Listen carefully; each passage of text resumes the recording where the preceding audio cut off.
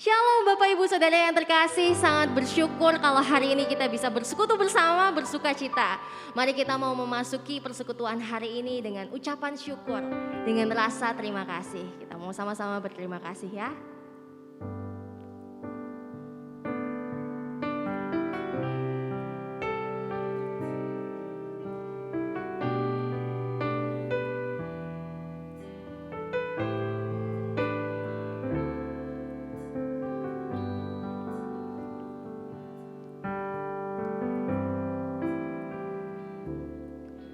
Terima kasih Tuhan untuk kasih setiamu yang ku alami dalam hidupku.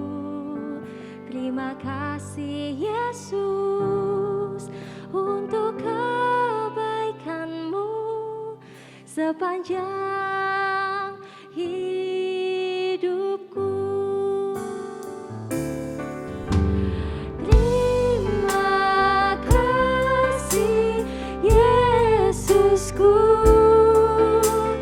Buat anugerah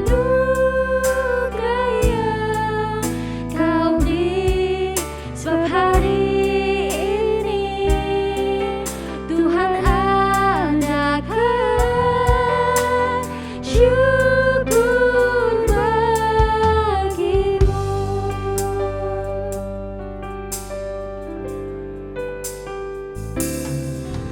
Terima kasih Tuhan untuk kasih setiamu yang ku alami dalam hidupku. Terima kasih Yesus untuk kebaikanmu sepanjang hidupku.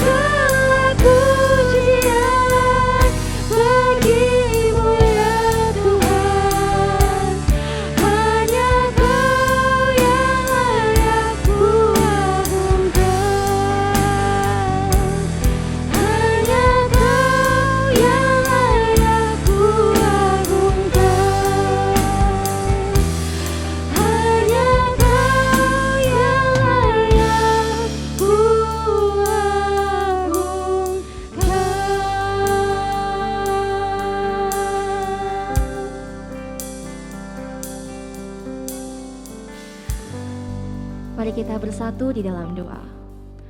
Sungguh kami bersyukur Tuhan, sungguh kami bersuka cita bahwa Tuhan ada di sini. Tuhan bersama-sama dengan kami. Kami bersyukur hanya oleh dengan kemurahan Tuhan. Kami boleh bersekutu bersama, kami boleh berkumpul bersama keluarga kami maupun kami sendiri, tapi kami yakin ada Roh Kudus yang menyertai kami.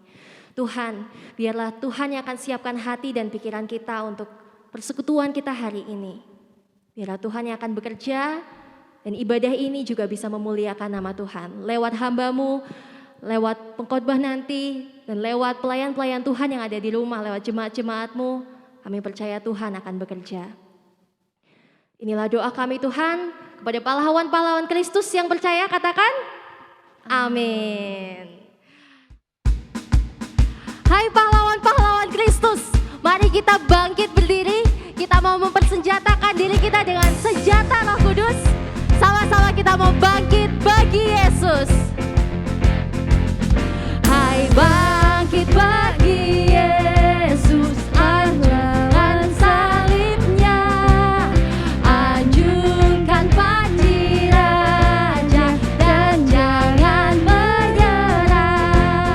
Dengan semakin jaya Tuhanmu ikutlah, sehingga tiap lawan berlutut menyembah. Hai bangkit bagi Yesus, dengar panggilannya, hadapilah tantangan, harinya inilah, dan biarlah terbilang pasukan kuasa gelap, semakin berbahaya, semakin kau tegap. Sama-sama kita angkat tangan di atas, kita mau tepuk tangan ya.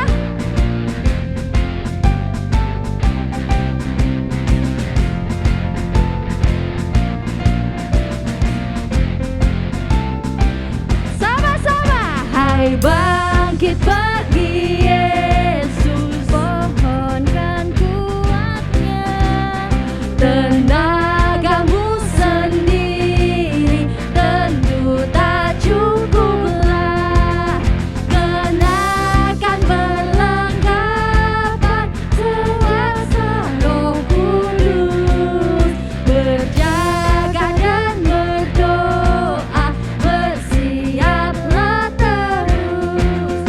Berjaga dan berdoa,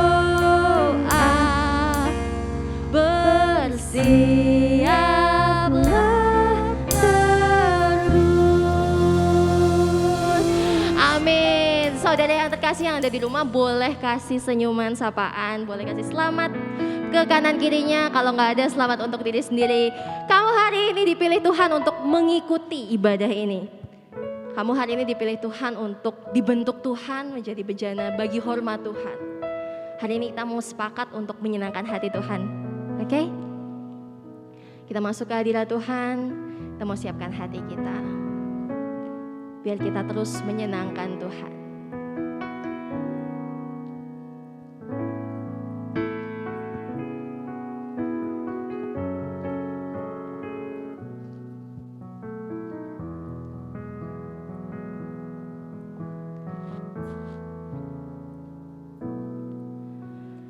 Tuhan, ku mau menyenangkan-Mu. Tuhan, bentuklah hati ini jadi bejana untuk hormat-Mu. Cemerlang bagai emas murni. Tuhan, ku serahkan hatiku, semua ku berikan padamu. Kuduskan hingga selalu, agar aku menyenangkan-Mu, menyenangkan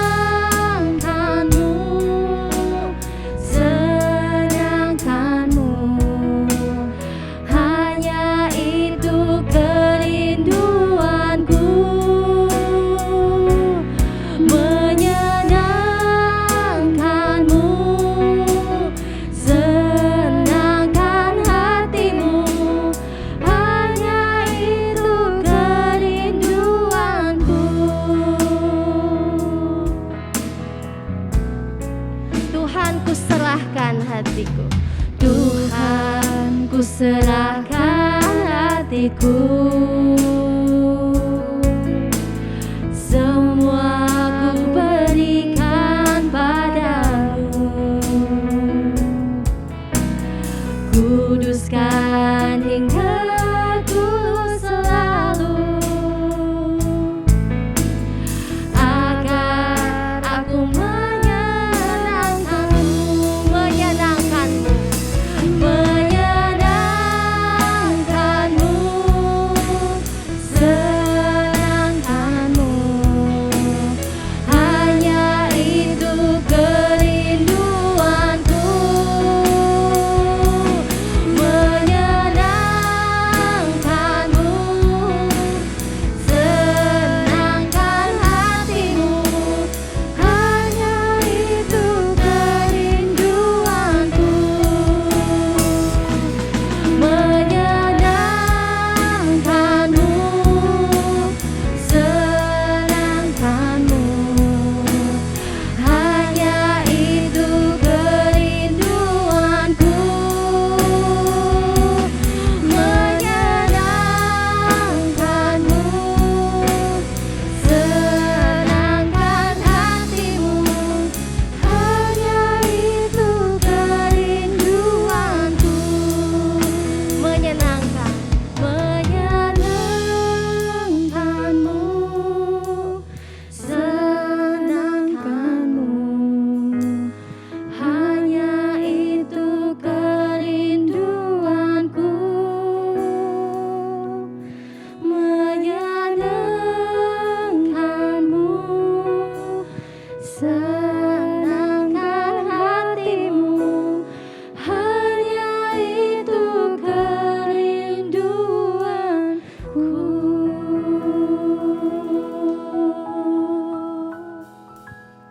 Mari kita berdoa sebelum kita membaca dan merenungkan firman Tuhan. Terima kasih Tuhan Yesus, kami sudah memuji Engkau, menyembah Engkau, dan kini saatnya Engkau akan berbicara kepada kami. Kami buka hati kami untuk Tuhan, mari Roh Kudus pimpin kami, beri kepada kami hikmat untuk mengerti firman-Mu. Dalam nama Tuhan Yesus kami berdoa.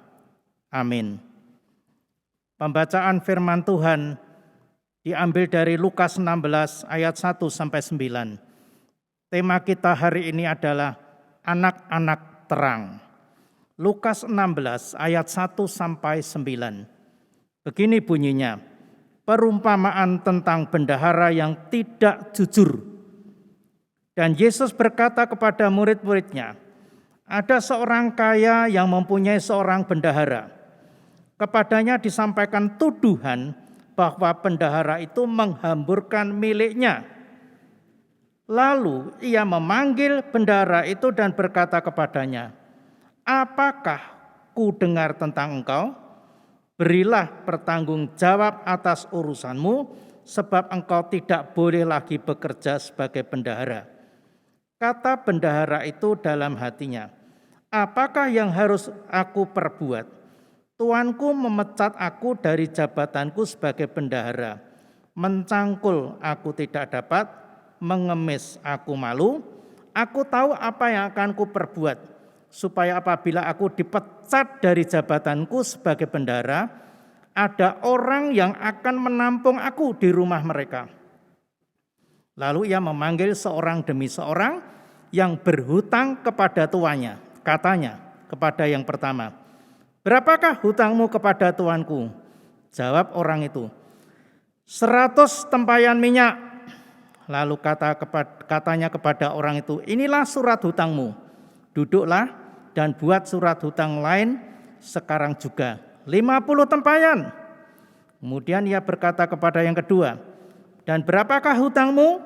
Jawab orang itu, 100 pikul gandum. Katanya kepada orang itu, inilah surat hutangmu. Buatlah surat hutang lain, 80 pikul. Lalu tuan itu memuji bendahara yang tidak jujur itu, karena ia telah bertindak dengan cerdik. Sebab anak-anak dunia ini lebih cerdik terhadap sesamanya daripada anak-anak terang.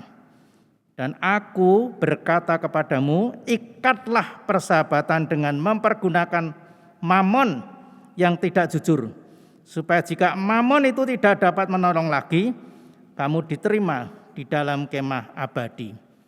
Demikian firman Tuhan. Saudara, anak-anak terang, apa hubungan tema ini dengan kita mempersiapkan hari peringatan Pentakosta? Selama 10 hari kita akan merenungkan firman Tuhan.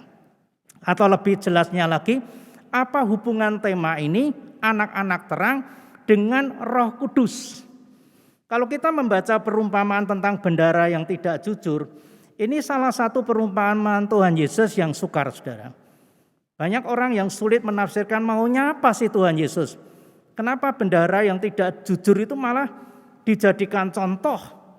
Kenapa Tuhan Yesus seakan-akan menyetujui ketidakjujuran? Saudara, perumpamaan ini memang sukar. Karena apa?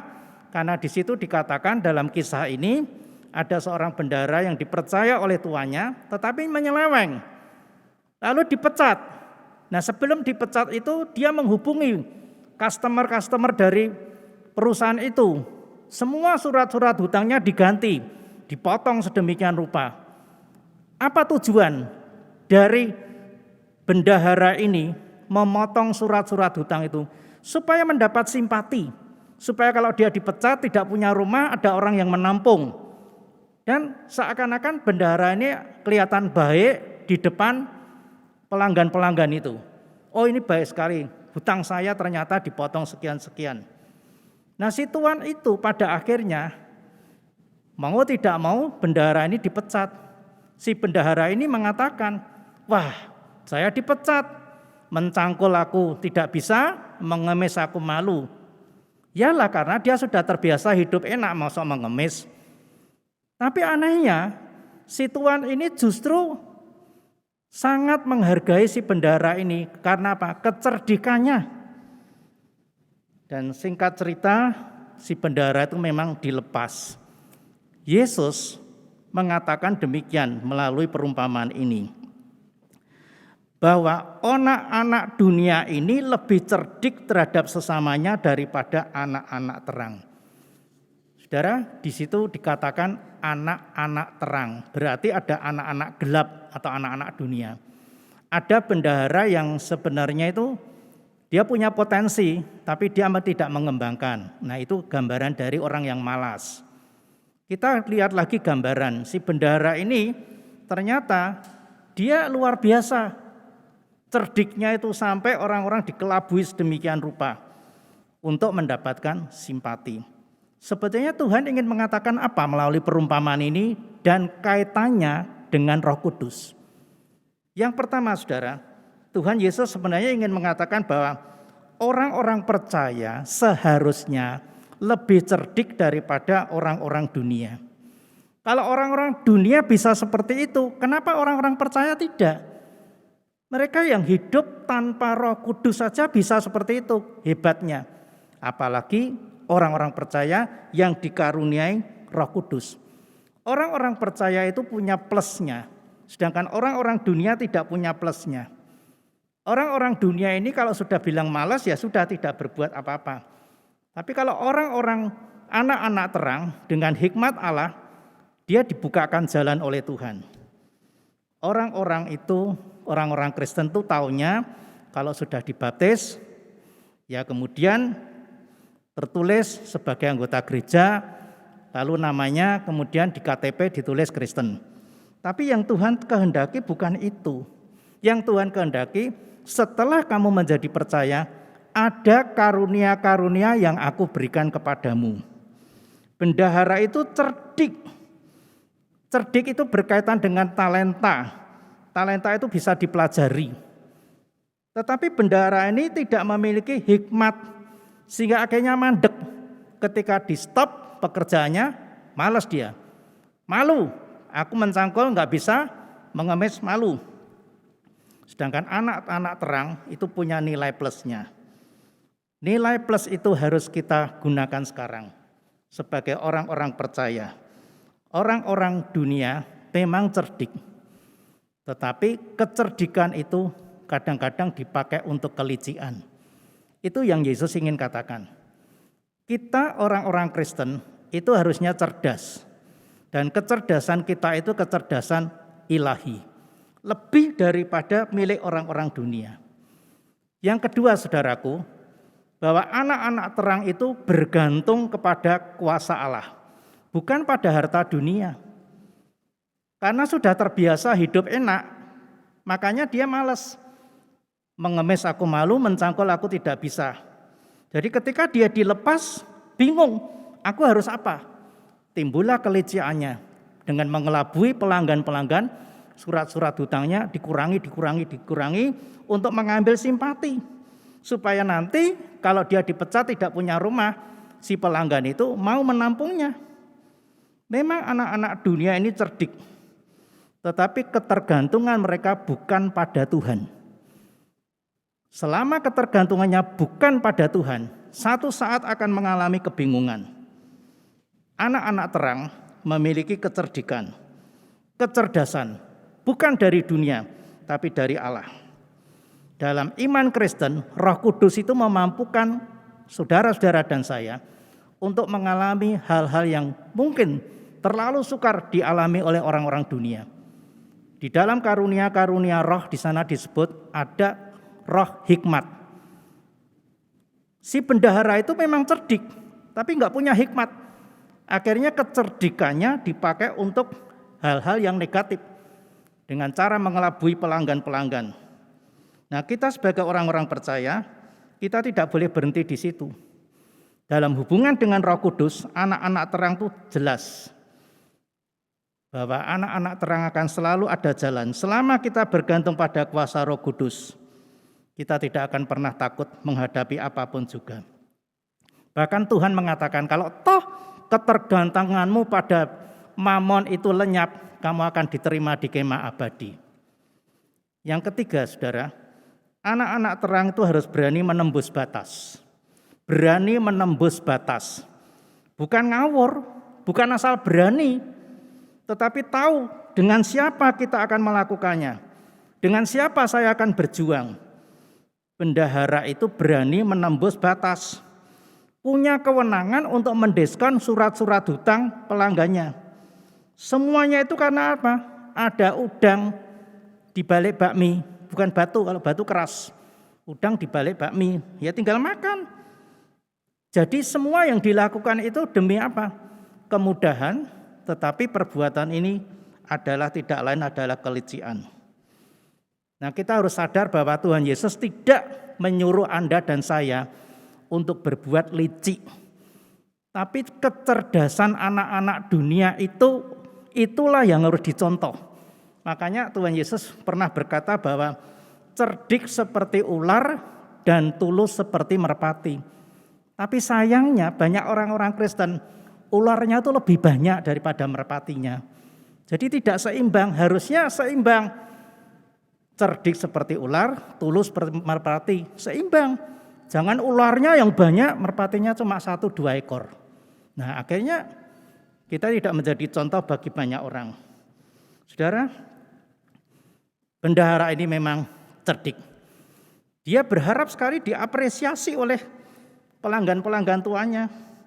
Tetapi kecerdikan itu ternyata untuk hal-hal yang negatif. Licik. Kenapa?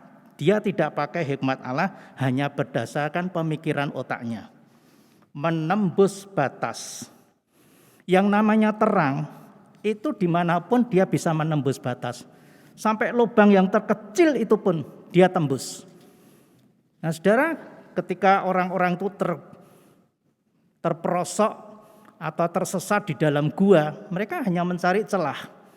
Di mana sebenarnya ada celah terang yang masuk, nah disitulah mereka mulai cari jalan. Dalam kesukaran, dalam kesulitan, jangan diam, jangan malas, jangan lalu berbuat licik. Anda dan saya bukan orang-orang dunia lagi, tapi kita diubah menjadi anak-anak terang yang harus berani menembus batas. Out of the box kalau perlu.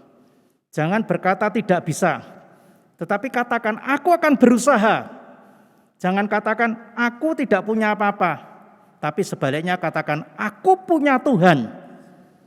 Anak-anak terang memiliki Roh Kudus. Anak-anak dunia hanya mengandalkan pikirannya. Roh Kudus itu datang dari Allah. Kalau pikiran itu kita bawa sejak bayi. Saudara, kalau kita mau berbuat yang demikian, kita akan menjadi orang-orang Kristen yang hebat. Orang-orang Kristen yang luar biasa.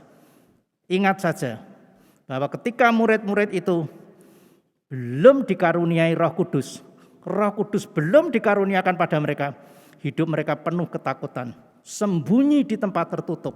Tidak ada satupun yang berani bersaksi bahwa saya ini pengikut Kristus. Jadi saudara, dalam perumpamaan bendahara yang cerdik ini, kita disuruh menjadi anak-anak terang dengan ciri yang jelas. Bisa memilih dan memilah. Pilih cerdiknya, bukan pilih liciknya. Jangan hanya mengandalkan akal, karena akal bisa menyesatkan. Andalkan hikmat Tuhan dan pimpinan Roh Kudus, maka kita akan menjadi anak-anak terang. Amin. Tuhan memberkati.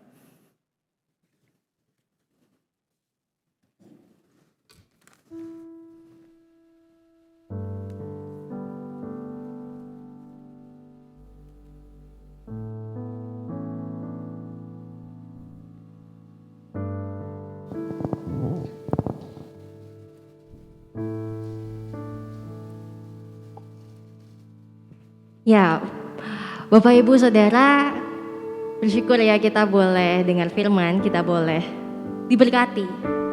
Nah sekarang kita mau sama-sama yuk saudara dan Bapak Ibu yang ada di rumah, dimanapun berada, ikuti kata-kata saya dengan penuh iman ya. Kita mau katakan, saya adalah anak-anak rohani, anak-anak Allah. Saya bukan anak duniawi lagi. Maka hari ini kita mau memakai kesempatan dari Tuhan. Kita mau melayani Tuhan, jadi saksi, jadi berkat Dia. Dimanapun kita berada, mulai dari keluarga kita, mulai buat diri kita sendiri. Kita mau melayani Tuhan. Bisa ya kita mau pulang dari ibadah ini, walaupun sudah ada di rumah ya, tapi kita mau sama-sama selesai ibadah, kita mau siapkan hati kita untuk jadi orang yang berbeda. Kita mau pakai kesempatan yang Tuhan berikan.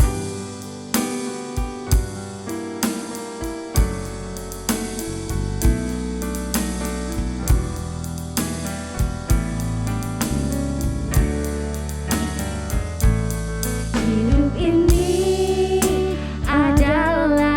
kesempatan, hidup ini untuk melayani Tuhan. Jangan sia-siakan waktu yang Tuhan beri. Hidup ini harus jadi berkat. Oh Tuhan, pakailah hidupku selagi aku masih kuat. Bila saatnya nanti ku tak berdaya lagi, hidup ini sudah jadi berkat. Oh Tuhan, pakailah hidupku selagi aku masih kuat. Bila saatnya nanti ku tak berdaya lagi, hidup ini sudah jadi berkat. Kita tidak mau sia-siakan waktu Tuhan. Jangan sia-siakan waktu yang Tuhan beri. Hidup ini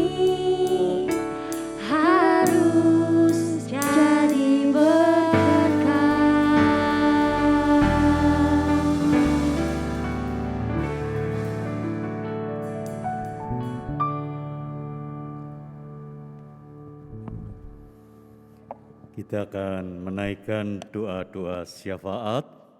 Kita berdoa untuk bangsa dan negara, untuk masyarakat kita agar mampu menjaga kesehatan, mengikuti prokes. Kita berdoa untuk pemimpin-pemimpin bangsa kita agar mereka juga boleh mengayomi hidup benar, menjalankan tugas dengan baik. Kita juga berdoa bagi anggota jemaat, bagi kita semua dalam menghadapi situasi ekonomi, agar kita mampu untuk berjuang, untuk hidup di tengah-tengah segala kesulitan yang ada. Kita juga berdoa untuk setiap kita yang menghadapi pergumulan. Mari kita satukan hati kita berdoa. Bapa yang di surga, Bapa yang kami kenal di dalam Tuhan Yesus Kristus, kami bersyukur kalau firman Tuhan mengingatkan kepada kami agar kami boleh hidup sebagai anak-anak terang, hidup benar di tengah-tengah dunia yang penuh dengan kecurangan, kelicikan. Kami tetap tegak dengan ketulusan hati kami, dengan kejujuran, dengan kebenaran, kami menghadirkan damai, menghadirkan terang di tengah-tengah dunia yang semakin gelap ini. Berkati setiap anak-anak-Mu, ya Tuhan.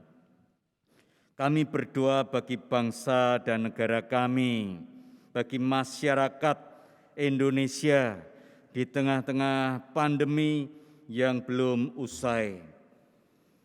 Biarlah setiap warga negara, anggota masyarakat boleh mematuhi prokes, bertanggung jawab atas kesehatan dirinya sendiri maupun kesehatan orang lain. Kami mohon Tuhan, secara khusus di hari-hari liburan, kami semua juga boleh berjaga jarak, menjaga imunitas kami, menjaga kesehatan bersama. Kami berdoa untuk para pejabat pemerintahan agar bertindak jujur, benar, menjauhi korupsi, mampu bekerja untuk kepentingan rakyat dan negara. Tuhan karuniakan kemampuan, hikmat bagi pemerintah kami dalam menghadapi masa-masa krisis ini. Kami berdoa bagi keluarga para pejabat, pemerintah, agar dapat selalu mendukung, memahami akan tugas dan kewajiban anggota keluarga yang kebetulan masa ini duduk sebagai petugas, sebagai pejabat. Mari Tuhan berkati mereka. Kami juga berdoa rangkaian pekan doa Pentakosta hingga tanggal 22 Mei. Tuhan menyertai setiap anak-anak Tuhan, para pelayan ibadah, petugas Komisi Audiovisual, serta anggota jemaat yang mengikuti dari rumah. Tuhan tolong sertai, berkati, jauhkan kami dari segala sakit penyakit, berikan kami kesehatan sehingga mampu menjadi saluran berkat-Mu, ya Tuhan. Kami juga berdoa untuk setiap anggota jemaat, untuk kami semua di dalam situasi pandemi, perekonomian yang sulit, mari Tuhan, biarlah Engkau memberikan hikmat penyertaan, bukakan jalan agar anak-anak-Mu dapat berjuang menghadapi kehidupan ini, memenangkan kehidupan ini. Tuhan tolong, berikanlah rezeki, bukakanlah tingkap langit-langit-Mu, curahkan berkat-Mu atas setiap usaha yang dilakukan anak-anak-Mu, ya Tuhan. Jauhkan kami dari jalan pintas untuk meraih rezeki, biarlah kami boleh hidup sebagai anak-anak terang, hidup benar di tengah situasi yang sulit. Tuhan, tolong kami ya Tuhan. Kami menyerahkan untuk seluruh anak-anak-Mu hanya ke dalam tangan pemeliharaan Tuhan. Berikan kami kesehatan. Bagi yang sakit, mari Tuhan juga berikan kesembuhan. Tuhan lawat satu persatu. Damai sejahtera Tuhan boleh hadir. Di dalam nama Tuhan Yesus Kristus, Juru Selamat kami yang hidup.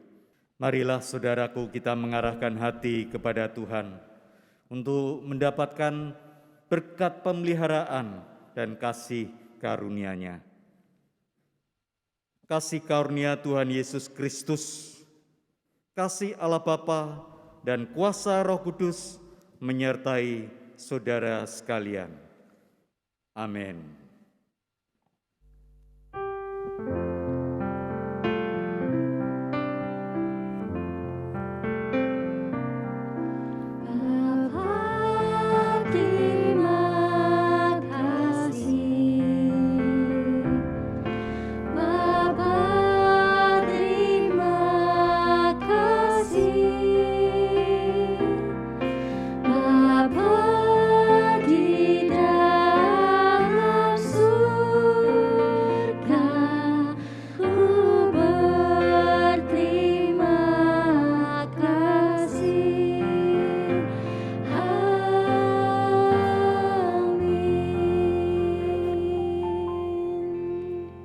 Saat teduh ibadah selesai.